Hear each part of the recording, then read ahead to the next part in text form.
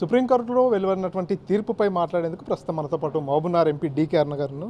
Madam చెప్పండి, సుప్రీంకోర్టులో ఈరోజు వచ్చినటువంటి తీర్పును ఎట్లా చూస్తారు? ముఖ్యంగా ఈ రాష్ట్ర ప్రభుత్వానికి బీసీల పైన వాళ్ళు మాట్లాడుతున్నటువంటి రిజర్వేషన్ల పైన చిత్తశుద్ధే లేదు.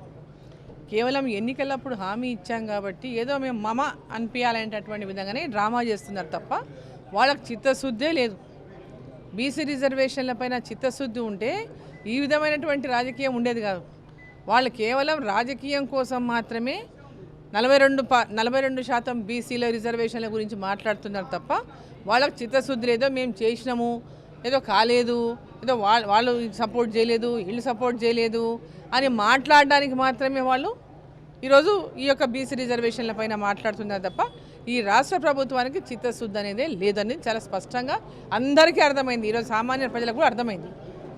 కేవలం ఇది ఒక రాజకీయం మాత్రమే, ఒక బట్టగాల్చి అక్కడ వేసేయాలి, ఇప్పుడు భారతీయ జనతా పార్టీ సపోర్ట్ చేసిండి అయిపోతుండే అని ఇట్లాంటివన్నీ బయట మాట్లాడి భారతీయ జనతా పార్టీ మీద ఏదో అంటే వాళ్ళ మీద బ్లేమ్ గేమ్ ఆడడానికి ప్రయత్నం చేస్తున్నారు తప్ప దీంట్లో వారికి నిజంగా చిత్తశుద్ధి ఉంటే దాని పరిస్థితే వేరే రకంగా ఉండేది.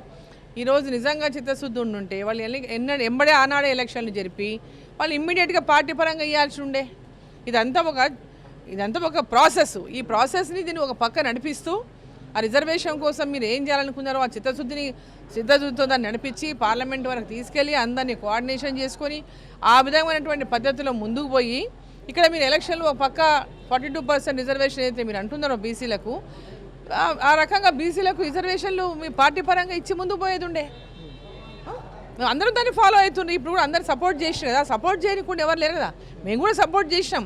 అది వాళ్ళకు చిత్తశుద్ధి లేదు, వాళ్ళంతా డ్రామా చేస్తుంది ఇదంతా. సో కాంగ్రెస్ పార్టీకి బీసీ రిజర్వేషన్లపై చిత్తశుద్ధి లేని కారణంగానే ఇవన్నీ డ్రామాలు చేస్తూనే కాలయాపన చేస్తుందంటూ కూడా మహబూబ్నగర్ ఎంపీ డీకే అరుణ స్పష్టం చేస్తున్నారు. కెమెరా పర్సన్ లక్ష్మణ్తో మణికంఠ, 10 టీవీ, మహబూబ్నగర్.